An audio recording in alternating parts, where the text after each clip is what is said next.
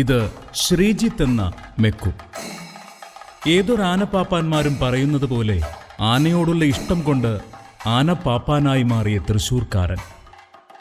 എന്നാൽ ആനകളെ നല്ല രീതിയിൽ പരിപാലിച്ചിരുന്ന ഒരു ആനക്കാരൻ എന്നതിനൊപ്പം ആനപ്പുറം കയറുന്നതിലും ഏറെ പ്രഗത്ഭനായിരുന്നു മെക്കു. കുന്നംകുളത്തിന്റെ ഏറ്റവും വലിയ പൂരാവേശത്തിന്റെ മണ്ണ് പാർക്കാടി പാടത്തെ നിന്ന് കത്തിച്ച കർണന്റെ നിലവിനൊപ്പം ഉയർന്നു പൊങ്ങിയ ആനപ്പുറംകാരൻ. ഞാൻ ചെറുപ്പം തൊട്ട് ആനകളോട് എനിക്കിഷ്ടമുള്ളതാണ്. പഴയ ഒരു ചീരോത്ത് രാജീവ് എന്ന് പറഞ്ഞൊരു ആനയുടെ മുകളിൽ നിന്നാണ് എനിക്ക് ആനപ്രാന്ത് കയറിയത്. വീടിൻ്റെ അവിടെ പൂരപ്പറമ്പിലേക്ക് ആന വരും. ആനപ്പറമ്പിൽ ഇതേപോലെ സ്ലാബിൻ്റെ ഇതിൻ്റെ മതിലിൻ്റെ മുകളിൽ ചെന്നിരിക്കും. ആനയ്ക്ക് മാങ്ങ പറക്കിയിട്ട് കൊടുക്കും. അങ്ങനെ ആന നടന്ന് അച്ഛൻ്റെ ഒരു കൂട്ടുകാരൻ്റെ ആനയും കൂടിയാണ്. അപ്പോൾ അങ്ങനെ ചെന്നിരുന്ന് അവിടെ ആനയോടുള്ള കമ്പം തുടങ്ങി. അത് കഴിഞ്ഞ് പിന്നെ ഇങ്ങനെ കുറേ നാളിങ്ങനെ ഇരിക്കുന്ന ടൈമിലാണ് എടക്കളത്തൂർ എന്ന് പറഞ്ഞ സ്ഥലത്ത് ദുർഗാശങ്കർ എന്ന് പറഞ്ഞിട്ട് ആനേനെ മേടിക്കുന്നത് വയനാട്ടിൽ നിന്ന്. ഈ ആന മേടിച്ച് വന്നു. പിന്നെ ഞാൻ ഈ ആനയുടെ പിന്നാലെയായി, ദുർഗാശങ്കറിൻ്റെ പിന്നാലെയായി. അത് കുറച്ച് നാൾ നടന്നു. പഠിക്കാൻ പോകാന്ന് പറഞ്ഞിട്ട് ആനയുടെ പിന്നാലെ പോകും. അങ്ങനെ അതൊരു പ്രാവശ്യം വീട്ടിൽ പിടിച്ച് നല്ല പട കിട്ടി അച്ഛൻ്റെ കയ്യിൽ നിന്നും അമ്മയുടെ കയ്യിൽ നിന്നൊക്കെ. അടി കൊണ്ട് പിന്നെ ഞാൻ പഠിക്കാൻ പോകാമെന്ന് പറഞ്ഞു. വീണ്ടും പോയി. ആ സമയത്ത് വീണ്ടും 2 ആനകളെ അവർ മേടിച്ചു. അപ്പോൾ ക്ലാസ് വിട്ട് കഴിഞ്ഞാൽ നേരെ വരിക. ആദ്യം പാടത്തേക്കും പറമ്പിലേക്ക് ഓടിയിരുന്നു. ഇപ്പോൾ നേരെ ആനൻ്റെ അടുത്ത് നിന്ന് ഇരിപ്പായി. ആനയ്ക്ക് വേണ്ട കാര്യങ്ങൾ ചെയ്യലായി. പിന്നെ അവിടുത്തെ 3 ആനകളുടെ കാര്യങ്ങൾ ചെയ്തു തുടങ്ങി. എറണാകുളത്തൊരു അന്ന് 3 ആനയുണ്ട്. ഈ 3 ആനയുടെ കാര്യങ്ങളും ആനക്കാരില്ലെങ്കിലും പിന്നാട്ട് കൊടുക്കാം, എനിക്ക് പോയി രണ്ടെണ്ണം മാറ്റാം, മറ്റുള്ള കാര്യങ്ങളൊക്കെ ചെയ്തു തുടങ്ങാം. അങ്ങനെ ആനോടുള്ള കമ്പം കൂടി വന്നിട്ട് ഈ ദുർഗാശങ്കറിൻ്റെ മുകളിൽ കുറച്ച് നാൾ പണിയെടുത്തു. അങ്ങനെ വീട്ടുകാർ ചെന്നു മുതലാളിയുടെ അടുത്ത് ചൂടായി, പ്രശ്നങ്ങളായി. അവിടെ നിന്ന് ഞാൻ കുറച്ച് നാൾ വീട്ടിൽ നിന്ന് മാറുന്നു. അത് കഴിഞ്ഞ് വീണ്ടും ഞാൻ അങ്ങോട്ട് ചെന്നു. അപ്പോൾ മുതലാളി പറഞ്ഞു, എൻ്റെ അമ്മയ്ക്കും അച്ഛനും ഇങ്ങോട്ട് വരണോണ്ട് ബുദ്ധിമുട്ടുണ്ട്, ഈ ഒരു ആനക്കാരനായിട്ട് നടക്കുന്നവർക്ക് തീരെ താല്പര്യമില്ല, അങ്ങനെ വന്ന് പറഞ്ഞു. ശരി എന്നാന്ന് പറഞ്ഞ് ഞാൻ അവിടെ നിന്ന് മാറി. അത് കഴിഞ്ഞ് അവിടെ നിന്ന് നേരെ കുറുപ്പത്താനയ്ക്ക് നമ്മുടെ ഒരു കൂട്ടുകാരൻ ഹസീബ് മരിച്ചുപോയി. ഇപ്പോൾ കൊല്ലം കുറേയായി. അവൻ്റെ കൂടെ കുറച്ച് നാൾ കിടന്ന് നടന്നു. ഞാൻ അവിടെ നിന്ന് പോകുന്നതിന് ശേഷമാണ് ഹസീബ് മരിക്കുന്നത്. അവൻ പോയ പിന്നെ കുറുപ്പത്താനമെന്ന് പോന്നു. അവിടെ നിന്ന് ഞാൻ പോകുന്നതിന് ശേഷമാണ് അവൻ മരിക്കുന്നത്. അത് കഴിഞ്ഞിട്ട് പിന്നെ കുറച്ച് നാൾ ആനയ്ക്കൊന്നും കയറാതെ ആനപ്പുറത്തിലേക്ക് തിരിഞ്ഞ് കുറേ നാൾ ആന കൂടെ അങ്ങനെ ആനപ്പുറവും കാര്യങ്ങളൊക്കെ ആയിട്ട് കിടന്ന് നടക്കുന്നുണ്ട്. ആ സമയത്താണ് എനിക്ക് വേറൊരു ആനനെ കിട്ടി. ഒരു വെട്ടത്ത് ഗോപികണ്ണൻ എന്ന് പറഞ്ഞിട്ട്, ഇപ്പോഴത്തെ ത്രികൃഷ്ണവും ഗോപികണ്ണൻ എന്ന് പറഞ്ഞ ആനക്കുട്ടിക്ക് എനിക്ക് വിളി വന്നു. നമ്മുടെ കൂട്ടുകാരനായിരുന്നു ആനക്കാരൻ. അവൻ വിളിച്ചിട്ട് പറഞ്ഞു, നീ വായോ, നീ ഇങ്ങനെയൊക്കെ അല്ലേ, നീ ആനപ്പണി അറിയാം, നീ പണിയെടുക്കണ ആളാ, നീ ഇങ്ങനെ നിൽക്കല്ലേ, നീ വായോ എന്ന്. എന്നാൽ ശരി ഞാൻ വരാമെന്ന് പറഞ്ഞു. ഇവിടെ നിന്ന് നേരെ ചെന്നു. അവിടെ നിന്ന് ആന അഴിച്ചു. കുറച്ച് നാൾ അന്ന് എൻ്റെ ഓർമ്മ കറക്റ്റാണെങ്കിൽ ഈ വെട്ടത്തെ ആനക്കുട്ടി അവസാനമായിട്ട് എടുത്തിട്ടുള്ളത് മറ്റേ ഇവിടുത്തെ കൂടൽമാണിക്യ ഉത്സവം, ആ 10 ദിവസത്തെ പരിപാടി ഞങ്ങൾ തന്നെയായിരുന്നു. പിന്നെ അതിന് ശേഷം ഈ ആനക്കുട്ടി കൂടൽമാണിക്യത്തിലേക്ക് പോയിട്ടില്ല. അത് കഴിഞ്ഞേക്ക് കൂടൽമാണിക്യത്തിൽ വെച്ചിട്ട് ചെറിയൊരു അപകടം പറ്റി. ആനക്കുട്ടിയുടെ കയ്യിൽ നിന്ന് ചെറിയൊരു അപകടം ഉണ്ടായി. അങ്ങനെ ഞാൻ അവിടെ നിന്ന് പോകുന്നതാണ്. പിന്നെ ഞാൻ ആനപ്പണിക്ക് കുറേ നാൾ പോകാതിരുന്നു.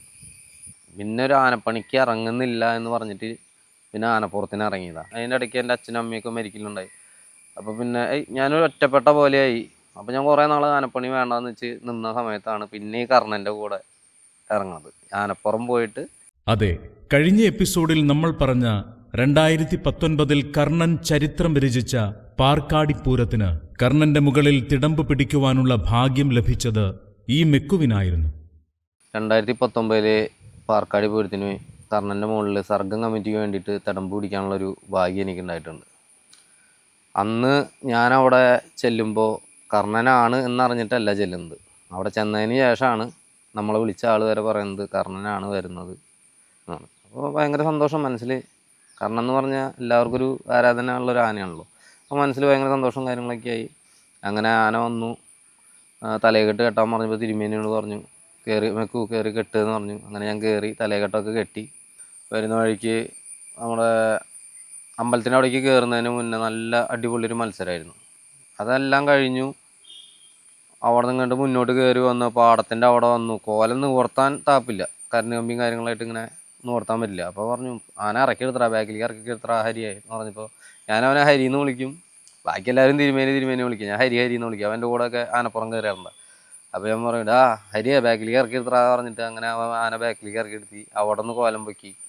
അത് കഴിഞ്ഞ് പന്തലിലേക്ക്, ആ പന്തലിൻ്റെ സൈഡിൽ കൂടെ കടന്നു വരിക, റോഡ് കൂടെ ഇങ്ങനെ കടന്നു വരുമ്പോൾ പിന്നെ അവിടെ നിന്ന് പൊക്കിയ നിലവാന ആ റോട്ടിൽ നിന്ന് പാടത്തേക്ക് ഇറങ്ങിയിട്ട് ആ വഴിയിൽ അപ്പം നിപ്പ് ആ വരവ് നടന്നിട്ട് നിലവ് നിന്നിട്ടാണ് നിന്നത്. എന്നുവെച്ചാൽ ആനപ്പുറത്ത് ഇരിക്കാൻ പറ്റില്ല. കാരണം എൻ്റെ മുകളിൽ കയറി കഴിഞ്ഞാൽ ഓൾറെഡി കൈ ഉയർന്നിട്ട് തന്നെയാണ് എനിക്ക് നിൽക്കണം. നിന്നില്ലേ അടിച്ച് കളയുവാന. അടിച്ച് കളയാന്ന് വെച്ചാൽ നമ്മളിപ്പോൾ വേറൊരു ആനയുടെ മുകളിൽ കയറുകയാണെങ്കിൽ നമുക്ക് ചിലപ്പോൾ ഇരുന്നിട്ടൊക്കെ പിടിക്കാം. ചിലപ്പോൾ ആന വന്ന് നിന്ന് ഒക്കെ ആന നിലവ് നിൽക്കുള്ളൂ. ഇതങ്ങനെയല്ല. ഇത് കാരണം വന്ന് നിൽക്കുമ്പോഴേക്കും നിലവാ. 2 കാല് കൂട്ടി വെച്ചാൽ അവന് നിലവായി. പിന്നെ അതിൻ്റെ മുകളിൽ കോലെടുത്ത് വയ്ക്കാൻ പറ്റില്ല. അങ്ങനത്തെ ഒരു അവസ്ഥയാണ് കാരണം എൻ്റെ മുകളിൽ. അങ്ങനെ അന്ന് ആ പാടത്തേക്ക് ഇറങ്ങി അങ്ങനെ പാടത്തൂടെ അങ്ങനെ കയറി വരുമ്പോഴേക്കും ഊക്കൂളിയായി. ആൾക്കാർ ഭയങ്കര ഊക്കൂളി. അപ്പോൾ ഞാൻ അങ്ങനെ മുകളിൽ ഇരുന്നിട്ട് ഇതിൻ്റെ മുകളിൽ നിന്നിട്ട് ഇങ്ങനെ നാട്ടുകാരെന്നെ വിളിക്കുന്നുണ്ട്, പരിചയക്കാരൊക്കെ വിളിക്കുന്നുണ്ട്, വെക്കോ എന്നൊക്കെ വിളിക്കുന്നുണ്ട്. അപ്പോൾ ഞാൻ എല്ലാവരോടും ഈ ഒറ്റ കൈക്ക് കോലം പിടിച്ച് കൈ ഹൈ എന്നൊക്കെ കാട്ടി ഇങ്ങനെ പോകുന്നുണ്ട്. അവിടെ നിന്ന് അങ്ങോട്ട് ചെന്നു പാടത്തേക്ക് കണ്ട് ഇറങ്ങുമ്പോഴേക്കും അവിടെ നിന്ന് നടന്ന ആൾക്കാരൊക്കെ കാരണം എന്നെ പറഞ്ഞപ്പോൾ എല്ലാം കൂടിയിട്ട് അത് നല്ല രസമാണ്. എന്താ വെച്ചാൽ എല്ലാവരും അങ്ങോട്ട് ഇരുന്ന ആൾക്കാർ പെട്ടെന്നൊരു തിരിച്ചിൽ ഇങ്ങോട്ടാ. അതൊരു ആദ്യ അനുഭവം കേട്ടോ. എന്താ വെച്ചാൽ നമ്മൾ ഇതിൻ്റെ മുകളിൽ കോലം പിടിച്ച് നിൽക്കുക. പിന്നെ അത് കഴിഞ്ഞപ്പോൾ എല്ലാവരും പറഞ്ഞിട്ട് നിൽക്കട്ടെ അടിപൊളിയായിട്ട് അങ്ങനെ വന്നോട്ടാ, ഇനി വേറെ ഒന്നും നിൽക്കണ്ട. അപ്പോൾ ഞാൻ പറഞ്ഞപ്പോൾ പറഞ്ഞിട്ടാ കോടയും കാര്യങ്ങളും എന്ത് സാധനമാണെങ്കിലും പണിയായിട്ട് നടന്നോട്ടെ, നമ്മൾ മത്സരം നോക്കണ്ട, പണിയായിട്ട് നടന്നോട്ടെ. അത് കഴിഞ്ഞ് വന്നു അമ്പലത്തിൻ്റെ ഉള്ളിലേക്ക് കയറണൻ്റെ ഇടയിൽ ആ കവാടത്തിൻ്റെ അവിടെ കൊണ്ടുവന്നു ഒരു നല്ലൊരു ഇറുകിലിറുകി. എന്താ വെച്ചാൽ ബാക്കി ഇത്രയും വലിയ ആന കടന്നു പോയതാ. കാരണം വന്നപ്പോൾ ആ കവാടത്തിൻ്റെ മുകളിൽ ആ പാലക്കാടിലേക്ക് ആന കയറുന്നൊരു വീഡിയോ ഞാൻ കണ്ടു. ശരിക്കും അതിൽ വന്ന് ഞാൻ ഇറുകി. ഒന്നും ചെയ്യാൻ പറ്റുന്നില്ല. എന്താ വെച്ചാൽ അതിൽ വന്ന് ആന നിന്നു. പിന്നെ ഒരു കയറ്റം കൂടിയിട്ടാണ്. അപ്പോൾ അതിൽ വന്ന് ശരിക്കും ഇറുകി. അത് കഴിഞ്ഞ് അവിടെ നിന്ന് ഇങ്ങോട്ട് പുറത്തേക്ക് വന്നു. അന്നത്തെ ദിവസം ഒന്നും പറയണ്ട, നല്ലൊരു മത്സരം തന്നെയായിരുന്നു. അവിടെ നിന്ന് അങ്ങനെ അമ്പലം വലം വെച്ച് വരണം. വലം വെച്ച് വരുമ്പോൾ ആദ്യം കവാടം കയറി വന്നു. ആ ആലിൻ്റെ തൊട്ട് വന്നിട്ട് നല്ലൊരു നിപ്പ് നിന്നു. കുഴപ്പമില്ലാത്ത നല്ലൊരു നിപ്പായിരുന്നു. അത് കഴിഞ്ഞ് അവിടെ നിന്ന് അങ്ങനെ കറങ്ങി തിരിഞ്ഞ് അമ്പലം കറങ്ങി വന്ന് പുറത്തു കൂടെ വന്ന് പാടത്തേക്ക് അങ്ങോട്ട് ഇറങ്ങിയപ്പോൾ പിന്നെ രൂപം മാറി. പിന്നെ മത്സരത്തിൻ്റെ രൂപം ഇല്ല. എന്താ വെച്ചാൽ അന്നത്തെ ഒരു നിലവെന്ന് പറഞ്ഞാൽ അങ്ങനത്തെ നിപ്പൊന്നായിരുന്നു. എന്താ വെച്ചാൽ ഇത്രയും കാലത്തിൻ്റെ ഇടയിൽ ആന ഇങ്ങനെ നിന്നിട്ട് ഞാൻ ഒരുപാട് വട്ടം അതിൻ്റെ മുകളിൽ കയറിയിട്ടുണ്ട്. പണ്ട് പെട്ടി ശിവേട്ടൻ എന്ന് പറഞ്ഞൊരാളുണ്ട്. ആള് നിൽക്കുന്ന കാലത്ത് തൊട്ട് ഞാൻ ഈ കർണൻ്റെ മുകളിൽ കോലം പിടിക്കുന്നുണ്ട്. പക്ഷെ ഒരാൾക്ക് ഇതേപോലെ ആന ഒന്നും നിർത്തിട്ടില്ല. പക്ഷെ തിരുമേനും വിചാരിച്ചിട്ടില്ല, ഹരിയും വിചാരിച്ചിട്ടില്ല ആന ഇങ്ങനെ നിലനിൽക്കുന്നു. ഹരി തന്നെ നിശ്ചയിച്ചിട്ടുണ്ട് അന്നത്തെ നിപ്പ്. സ്ഥാനം വന്നത് രാമൻ കഴിഞ്ഞതിന് ശേഷം കാളി കഴിഞ്ഞിട്ട് അയ്യപ്പൻ, അത് കഴിഞ്ഞിട്ട് വിഷ്ണുശങ്കറിൻ്റെ അപ്പുറത്താണ് വയലാശ്ശേരി ആന. അതിനപ്പുറമാണ് കർണന് അന്ന് സ്ഥാനം ഉണ്ടായിരുന്നത്. അതുപോലെ തന്നെ മറ്റുള്ള ആനകളും അപ്പുറത്തേക്ക് ഉണ്ടായിരുന്നു. പൂരം അവസാനിച്ചുകൊണ്ടിരിക്കുന്ന സമയത്താണ് ചുള്ളിപ്പറമ്പ് ആനയും കർണനും തമ്മിലുള്ള മത്സരം. എന്താ വെച്ചാൽ ചുള്ളിപ്പറമ്പ് ആന മേള അവസാനിക്കുന്നതോട് കൂടിയിട്ട് ആനയെ നിലവ് നിർത്താൻ തുടങ്ങിയപ്പോൾ ഓട്ടോമാറ്റിക്കായിട്ട് ആൾക്കാരുടെ കൂക്കുവിളിയും കാര്യങ്ങളൊക്കെ തുടങ്ങി. അപ്പോൾ തന്നെ ഓട്ടോമാറ്റിക്കായി കർണൻ മെല്ലെ പൊന്തി തുടങ്ങി. അത് പൂരപ്പറമ്പിൽ വന്നപ്പോൾ തൊട്ട് കർണൻ നിലവ് തന്നെയായിരുന്നു. എന്താ അധികം നേരം ആന തല താഴ്ത്തി വെച്ചിട്ടില്ല. ഈ ജനങ്ങളുടെ കൂക്കുവിളിയും കാര്യങ്ങളും കൊണ്ടും അധികം നേരമൊന്നും ആന വെറുതെ നിന്നിട്ടില്ല. പക്ഷേ അന്ന് ഈ ചുള്ളിപ്പറമ്പ് ആന മത്സരിക്കാൻ തുടങ്ങിയപ്പോൾ ഓട്ടോമാറ്റിക്കായി തന്നെ ആന നിലനിൽക്കുമായിരുന്നു. അതേപോലെ തന്നെ വയലാശ്ശേരി ആന ബാക്കിലേക്ക് പോയപ്പോൾ 2 തലയ്ക്കലും നിന്ന് ഒരു നല്ലൊരു ഗ്യാപ്പ് ഉണ്ടായിരുന്നു. അത് പിന്നെ 2 പേരും ഒരുമിച്ച് വന്ന് ഒരു നല്ലൊരു മത്സരമായിട്ട് മാറുണ്ടായത്. ചുള്ളിപ്പറമ്പ് ആനയും കർണനായിട്ട് മത്സരിച്ചിട്ട് മത്സരം ഇങ്ങനെ അത്രയും മുറുകി നിൽക്കുന്ന സമയമാണ്. പരമാവധി ചുള്ളിപ്പറമ്പ് ആന നോക്കിയിട്ടുണ്ട് കർണൻ്റെ മേലെ കയറി നിൽക്കാൻ പറ്റുമോ ഇല്ലേന്ന്. പക്ഷേ അന്ന് നിന്നിരുന്ന നിപ്പ് ഇപ്പോൾ ഇങ്ങനെ നിലവ് നിൽക്കുന്ന സമയത്താണ് അന്ന് പിള്ളേരോട് പറഞ്ഞത്. എനിക്ക് വെച്ചാൽ ഞാൻ ആനൻ്റെ മുകളിൽ എനിക്ക് നിന്നിട്ടാണ് കോലം പിടിക്കുന്നത്. കോലം പിടിച്ചിട്ട് എനിക്ക് പിടിക്കാൻ പറ്റാത്ത ഒരു അവസ്ഥയാണ്. എന്താ വെച്ചാൽ അത്രയും നേരം നമ്മൾ കോലം കെടുത്തിയിട്ടില്ല. സാധാരണ കർണൻ്റെ മുകളിൽ കോലം പിടിക്കുമ്പോൾ ഇരുന്നുകൊണ്ട് പിടിക്കാൻ പറ്റില്ല, നിന്നിട്ട് തന്നെ പിടിക്കണം. അത് ഇരുന്ന് പിടിച്ച് കഴിഞ്ഞാൽ കോലം ബാക്കിലേക്ക് നമുക്ക് മറിഞ്ഞിട്ടാണ് നിൽക്കുക. അന്ന് എണീറ്റ് നിന്നിട്ട് കോലം പിടിച്ചുകൊണ്ടിരിക്കുന്ന സമയത്താണ് പിള്ളേർ പറഞ്ഞത് ഉണ്ണിയെ ചെവി താങ്ങി കൊടുക്കാനുണ്ടേ. അത് കാണൊരു ഭംഗി ഉണ്ടാവട്ടെ. ഇത്ര കാലമായിട്ട് കർണൻ ഇങ്ങനെ നിന്നിട്ടില്ല, ഇങ്ങനെ ഒരു ഭംഗിയിൽ നിൽക്കുന്നത് ഇപ്പോഴാണ്. താങ്ങി കൊടുക്കാൻ ഉണ്ണിയെ ചെവി എന്ന് പറഞ്ഞു. നമ്മുടെ കൂടെയുള്ള പിള്ളേർ ബാക്കിൽ നിന്ന് കാലോട്ട് ചെവി താങ്ങി കൊടുക്കുകയാണ് അന്നുണ്ടായത്. വേറെ ഏത് ഫോട്ടോ നോക്കിയാലും കർണൻ്റെ ചെവി താങ്ങിയുള്ളൊരു ഫോട്ടോ കാണില്ല. നിന്ന നിപ്പിന്ന് കർണൻ നിന്നിട്ടുള്ളതാണ്. പക്ഷെ ഞാനിങ്ങനെ ബാക്കിലേക്ക് തിരിഞ്ഞു നോക്കിയപ്പോൾ ഒരുപാട് വ്യത്യാസം ഞാനും പിള്ളേരും തമ്മിൽ ഇരിക്കുന്നത്. ചില ഫോട്ടോകൾ പുറത്തേക്ക് ഇറങ്ങിയിട്ടുണ്ട്, അത് നോക്കി കഴിഞ്ഞാൽ കാണാം അന്നത്തെ കർണൻ്റെ നിലവ് എന്തായിരുന്നു എന്ന്. അതെന്താ പറയുക, അതൊരു സൂര്യപുത്രനായിട്ട് നിന്നായിരുന്നത്. എന്താ വെച്ചാൽ കർണൻ വിട്ടു കൊടുക്കില്ല എന്ന് കണ്ടപ്പോൾ ചുള്ളിപ്പറമ്പ് ആനയും വലിച്ച് കമ്മിറ്റിക്കാരും അവരും പോയി. അത് കഴിഞ്ഞ് കുറച്ച് നേരം, ഒരു 5 മിനിറ്റ് നേരം ഒറ്റയ്ക്ക് കർണൻ അവിടെ നിന്നിട്ടുണ്ട്. ജസ്റ്റ് ഒരു 5 മിനിറ്റോളം എന്തായാലും അവിടെ നിന്നിട്ടുണ്ടായിരിക്കാം. അത്രേ ഉള്ളോ ആന. പക്ഷേ അതിൻ്റെ നിപ്പെന്ന് പറഞ്ഞാൽ അസാധ്യം. കഴുത്തൊക്കെ ഇറുക്കി നിന്ന് ഞാനിങ്ങനെ ബാക്കിലേക്ക് നോക്കുമ്പോൾ പിള്ളേരും ഞാൻ നമ്മൾ ഇങ്ങനെ നോക്കുന്ന ഒരു അവസ്ഥയാണ്. സൂര്യാസ്തമയത്തിൻ്റെ നേരത്ത് ഉദിച്ചു നിൽക്കുന്ന സൂര്യപുത്രൻ കർണൻ. അതിൻ്റെ ഒരു ഫോട്ടോ ഇപ്പോഴും എൻ്റെ കയ്യിലുണ്ട്, അത് ഞാൻ സൂക്ഷിച്ച് വയ്ക്കാറുണ്ട്. എന്താ വെച്ചാൽ ഒരു കർണൻ ഉയർന്നു നിൽക്കുന്ന സമയത്ത് അതിൻ്റെ ഇടയിൽ കൂടെ ഒരു സൂര്യാസ്തമയത്തിൻ്റെ ഒരു ചുവന്ന ഒരു വളയായിട്ട് ഇങ്ങനെ നിൽക്കുന്നൊരു ഫോട്ടോ ഇപ്പോഴും എൻ്റെ കയ്യിൽ കിടക്കുന്നുണ്ട്. അതിൻ്റെ ഫോണിൽ ഇപ്പോഴും ഞാൻ സ്റ്റാറ്റസായിട്ട് ഇടയ്ക്കിടയ്ക്ക് എടുത്തിടാറുണ്ട്. കർണൻ അതൊരു വേറൊരു ലെവലാ. ഇനി അതേപോലെ ഒരു മുതൽ കേരളത്തിലുണ്ടാവും എന്ന് എനിക്ക് തോന്നുന്നില്ല. പക്ഷേ എന്താ പറയുക, അങ്ങനെ ഒരു ഇത്രയ്ക്കുള്ളോ എന്ന് വെച്ചാലും കുന്നിക്കുരുകളുള്ളോ, പക്ഷേ ആൾ നിൽക്കുന്നത് ഹിമാലയ. അതാണ് കർണൻ. അങ്ങനെ അവസ്ഥയായിരുന്നു അന്നത്തെ മത്സരം എന്ന് പറയുന്നത്. അതൊന്നും മനസ്സിന്ന് പോവില്ല. ജീവിതത്തിൽ എത്ര കാലമായാലും മനസ്സിന്ന് പോകാത്തൊരു മത്സരമാണ്. ഒരു ആനപ്പുറക്കാരൻ്റെ ലെവൽ വെച്ച് ഞാൻ നോക്കുകയാണെങ്കിൽ ഇതേപോലെ ഒരു ഭാഗ്യം വേറൊരു ആണ്ട മുകളിലേക്ക് കിട്ടിയിട്ടില്ല. മറ്റുള്ള ആണ്ട മുകളിൽ കയറി കഴിഞ്ഞാൽ നമുക്ക് സാധാരണ ചിലപ്പോൾ കോലം പിടിച്ചിട്ട് ഇരുന്ന് ഉറങ്ങാം. ചില സമയത്ത് ഒറ്റക്കാലിനൊക്കെ ഇരുന്ന് ഒരു സൈഡിലേക്ക് ചെരിഞ്ഞിരുന്നിട്ട് നമുക്ക് സുഖമായിട്ട് കോലം പിടിക്കാം. പക്ഷെ കർണൻ്റെ മുകളിൽ കയറുകയാണെങ്കിൽ ഉറക്കമില്ല, ഒന്നുമില്ല. നിന്നോ ആ പാസിൽ അങ്ങോട്ട് നിൽക്കുക. ഇരിക്കാൻ പറ്റിയോ നമ്മുടെ ഭാഗ്യം. പൂരം കഴിയുന്നത് ചിലപ്പോൾ ഇരിക്കാൻ പറ്റില്ല ചില പൂരപ്പറമ്പിൽ പോയാൽ. അതാണ് കർണൻ. വേറെ ഏത് ഫോട്ടോ നോക്കിയാലും കർണൻ്റെ ഇങ്ങനത്തെ ഒരു ഫോട്ടോകൾ ഉണ്ടാവില്ല. പാർക്കാടി പൂരത്തിൻ്റെ ഫോട്ടോകളിൽ തന്നെയാണ് കർണൻ ഇങ്ങനെ നിൽക്കണതും. അതും പലതരത്തിലുള്ള പോസുകൾ. എന്താ വെച്ചാൽ സൈഡിൽ നിന്നാണെങ്കിലും ബാക്കിൽ നിന്നാണെങ്കിലും റെഡിയാണ്. എന്താ വെച്ചാൽ ഇനിയിപ്പോൾ കർണൻ എന്ന് പറയുമ്പോൾ ആർക്കും ഓടി വരിക പാർക്കാടി പൂര.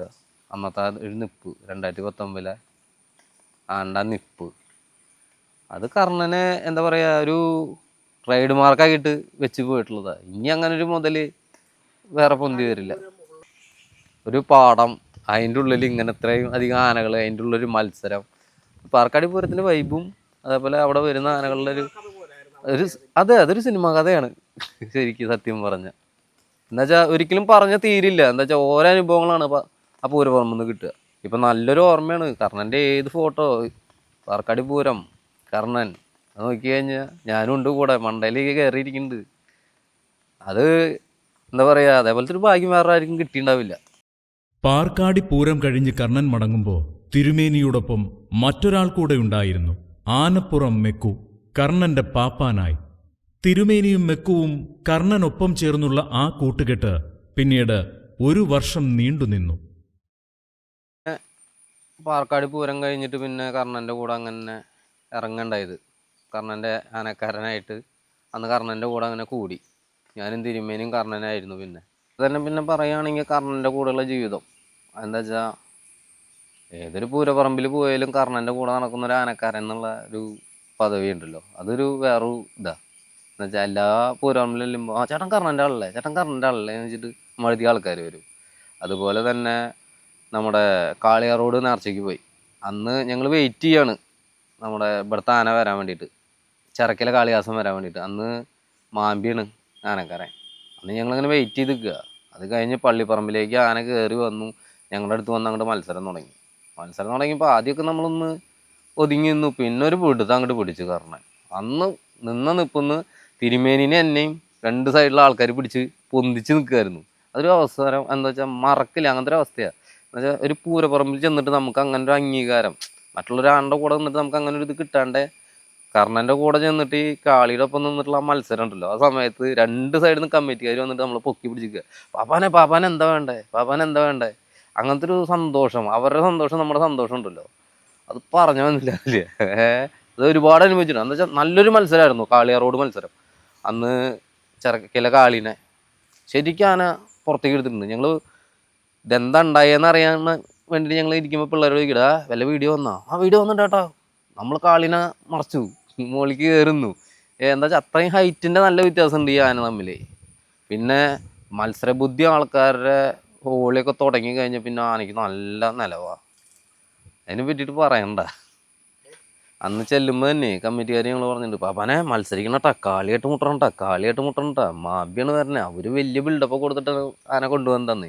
മറ്റേ വണ്ടിയിൽ വിളിച്ച് പറയലും ചിറക്കിലമ്മയുടെ പൊന്നോമന പുത്രൻ അങ്ങനെയൊക്കെ വിളിച്ച് പറഞ്ഞിട്ട് വന്നായിരുന്നു. അവരുടെ ഡയലോഗ് ഇട്ടിട്ട് നിൽക്കണ സമയത്താണ് കാളിയിൽ ഇങ്ങനെ നിന്നിട്ട് ഇങ്ങനെ മത്സരിച്ചല്ലക്കത്. അപ്പോൾ പറയാ ഡയലോഗ് ഓഫ് ചെയ്തോ, കഴിഞ്ഞു മത്സരം കഴിഞ്ഞു, കർണം കയറിക്കണു. നല്ലൊരു എന്താ പറയാ, അതൊന്നും മനസ്സിന്ന് പോണില്ല ആ നേരത്തെ അവസ്ഥ. തിരുമേനി ആനയമെന്ന് ഒഴിഞ്ഞു പോരുന്നത് വരെ ഞാനും തിരുമേനി തന്നെയായിരുന്നു അതിൻ്റെ കൂടെ. എന്താ വെച്ചാൽ അന്ന് കർണം ചെരിഞ്ഞിട്ട് ഞാൻ കാണാൻ പോയിട്ടില്ല. എന്താ വെച്ചാൽ നല്ല ഓർമ്മകളുണ്ട് കർണൻ്റെ. ഒരുപാട് എന്നോട് വിളിച്ച് പിള്ളേരൊക്കെ ചോദിച്ചു, ചേട്ടാ കർണം ചെരിഞ്ഞല്ലോ, എന്താ പോകണ്ടെന്നൊക്കെ ചോദിച്ചു. ഞാൻ പറഞ്ഞു ഞാനില്ല, ഞാൻ വന്നാൽ ശരിയാവില്ല. എന്താ വെച്ചാൽ ചിരിച്ച് നിൽക്കുന്നൊരു ഫോട്ടോ ഉണ്ട്, അത് നമുക്ക് ഇങ്ങനെ കിടപ്പ് നമുക്ക് കാണാൻ പറ്റില്ല. ഈ മരിച്ചു കിടക്കണം കണ്ടു കഴിഞ്ഞാൽ പിന്നെ ചിലപ്പോൾ നമുക്ക് സഹിച്ചൊന്നും വരില്ല. പിന്നെ അതിൻ്റെ കൂടെ നിന്ന് പണിയെടുത്തു കുറച്ച് നാളെങ്കിൽ, ഒരു വർഷം അതിൻ്റെ ചോറ് അതിൻ്റെ കൂടെ നിന്നിട്ട് ഞാൻ കഴിച്ചിട്ടുണ്ട്. അപ്പോൾ ഇങ്ങനെയൊക്കെ എടുക്കുന്നത് കാണുമ്പോൾ നമുക്കൊരു എന്താ പറയുക, മനസ്സിൽ ഇത് താങ്ങാൻ പറ്റില്ല. അതുകൊണ്ട് പോയില്ല.